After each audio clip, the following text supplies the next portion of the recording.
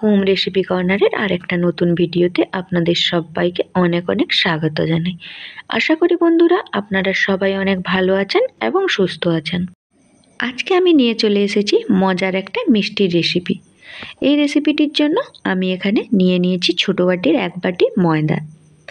এখন আমি এই ময়দার মধ্যে দিয়ে দেব 1 চুটকি নুন। এটা অপশনাল, চাইলে দিতে পারেন আবার নাও দিতে পারেন।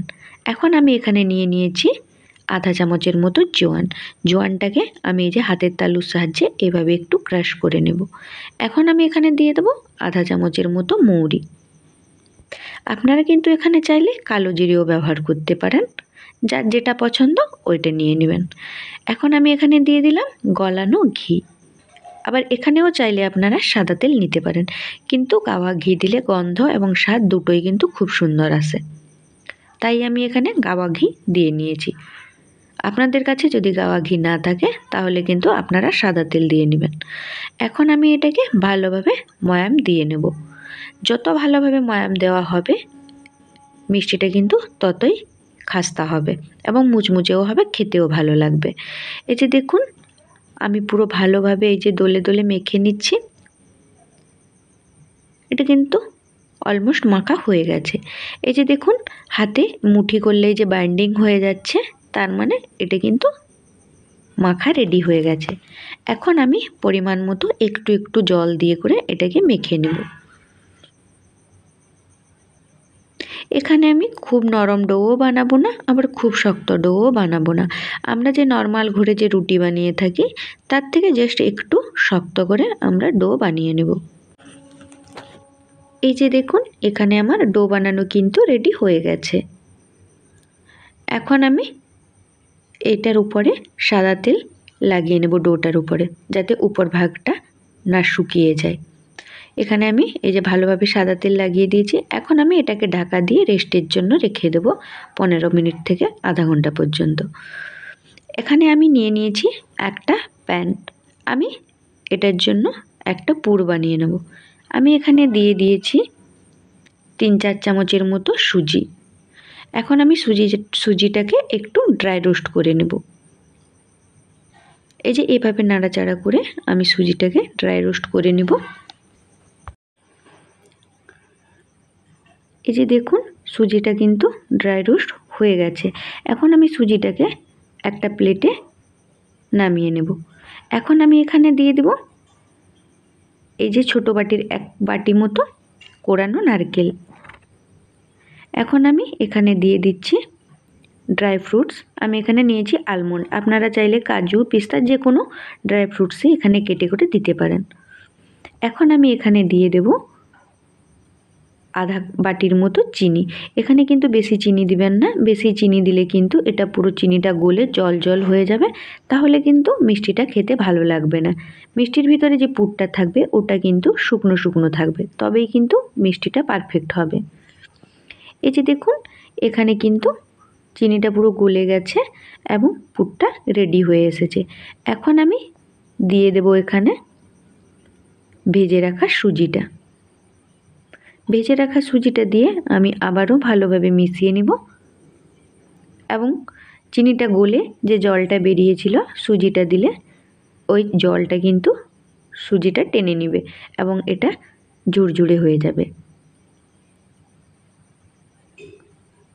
এই যে দেখুন এটা কিন্তু রেডি হয়ে এসেছে।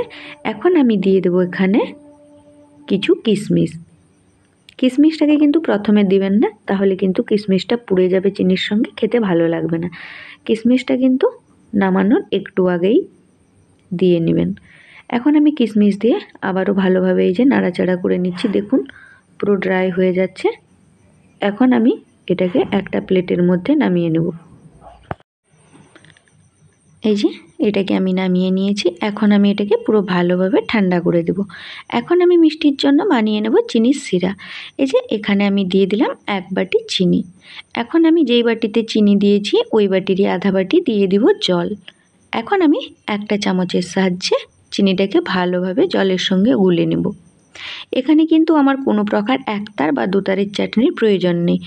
আমি একটু চিপচিপা চাটনি হলেই কিন্তু হয়ে যাবে। এখন আমি এটাকে ছেড়ে দেবো ফোটার জন্য। এই যে দেখুন চিনি শিরাটা ভালোভাবে ফুটে গেছে, এটা কিন্তু রেডি হয়ে গেছে। এখন আমি গ্যাসের ফ্লেমটাকে বন্ধ করে ছেড়ে দেব। এখন আমি এখানে যে ময়দাটা মেখে রেখেছিলাম ওই ময়দাটা নিয়ে নেব। এই যে দেখুন ময়দাটা আগের থেকে আরও কিন্তু একটু সফট হয়ে গেছে। আমি আবারও 1-2 মিনিট এটাকে ভালোভাবে মেখে নেব। এখন আমি এটার থেকে লেচি কেটে নেব। আমরা যে ঘরে নর্মাল রুটি বানাই তার থেকে জাস্ট একটু ছোট করে আমরা কিন্তু লেচি কেটে নেব। কিন্তু আবার যদি আপনারা চান এর থেকে আরও ছোটও কিন্তু লুচির মতো লেচি নিয়েও কিন্তু এটা করতে পারেন। এক্ষেত্রে যদি লুচির মতো হয় তাহলে কিন্তু পুরটা ভিতরে কম দেবেন। এই যে আমি এখন সবগুলো রুটিকে বেলে নেব।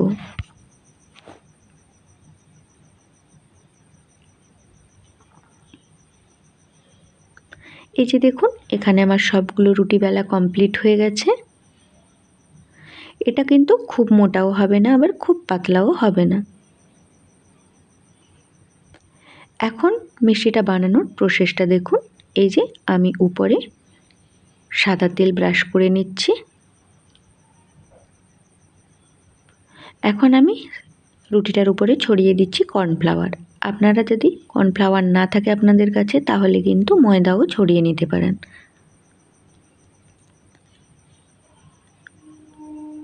এই যে এখন আমি এর মাঝখানটাতে দিয়ে দেব পুর। তারপরে রুটিটার চারি সাইডে ভালোভাবে জল লাগিয়ে নেব।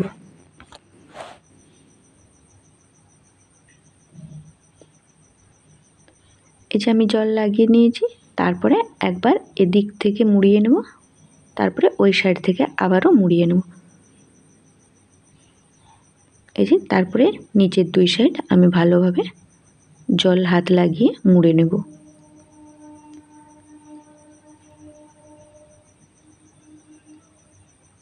এই যে দেখুন আমার এখানে একটা মিষ্টি কিন্তু রেডি হয়ে গেল। দেখুন কি সুন্দর দেখতে লাগছে। এইভাবে আমি বাকিগুলো বানিয়ে নেব। আমার এই ভিডিও যদি আপনাদের ভালো লেগে থাকে লাইক, শেয়ার এবং কমেন্ট করতে ভুলবেন না।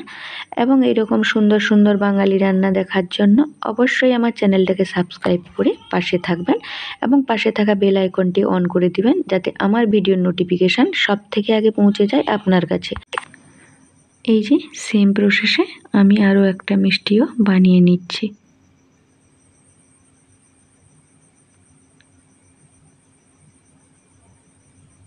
এখানে কিন্তু ভালোভাবে জল হাত দিয়ে নেবেন, না হলে কিন্তু মিষ্টিটা গরম তেলের মধ্যে দিলেই কিন্তু ছেড়ে যাবে।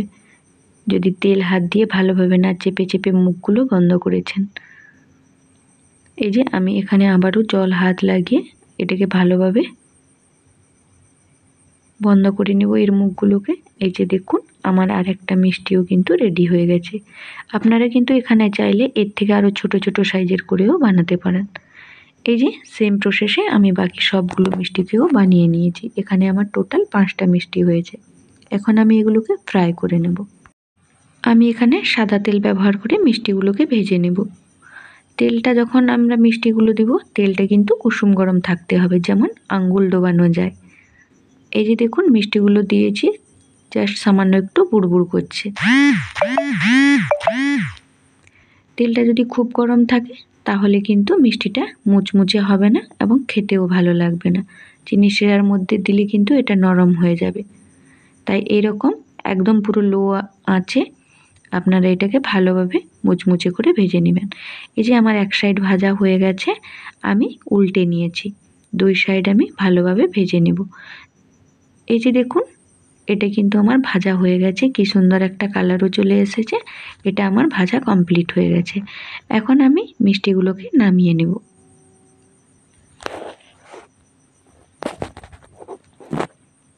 এখন আমার যে বাকি মিষ্টিগুলো বেঁচেছে আমি ওই মিষ্টিগুলোকে ভেজে নেব।